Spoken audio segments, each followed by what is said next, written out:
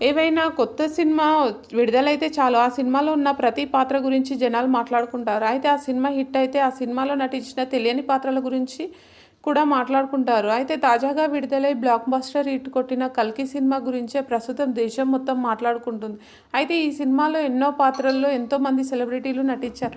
అలా ఈ సినిమాలో అశ్వథామకి సాయం చేసే కైరా పాత్రలో ఒక నటి కనిపించింది.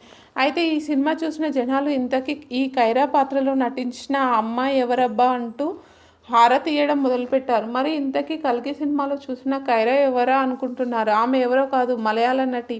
అయితే ఈ సినిమానే ఆమెకు మొదటి సినిమా. ఇక కైరా అసలు పేరు అనాబెన్. ఈమె మలయాళ సినీ స్క్రీన్ రైటర్ అయినటువంటి బెన్నీ నయరబలంబెన్ కూతురే. ఈమె అనాబెన్ అలా మలయాళంలో స్టార్ హీరోయిన్ అయినా ఈమెకి తెలుగులో 'కల్కి' మూవీనే ఫస్ట్. ఇక ఈ మూవీలో సుమతిని కాపాడే అశ్వథామకి సహాయంగా కైరా పాత్రలో ఎప్పుడూ నవ్వుతూ ఉంటుంది.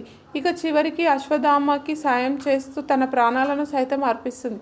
ఆ టైంలో కూడా కైరా నవ్వుతూనే ప్రాణాలు విడుస్తుంది. అలా ఈ పాత్ర అభిమానులను ఎంతగానో అలరించింది. దాంతో ఇంతకీ ఈ కైరా ఎవరు అని జనాలు ఆరా తీయడం మొదలుపెట్టారు.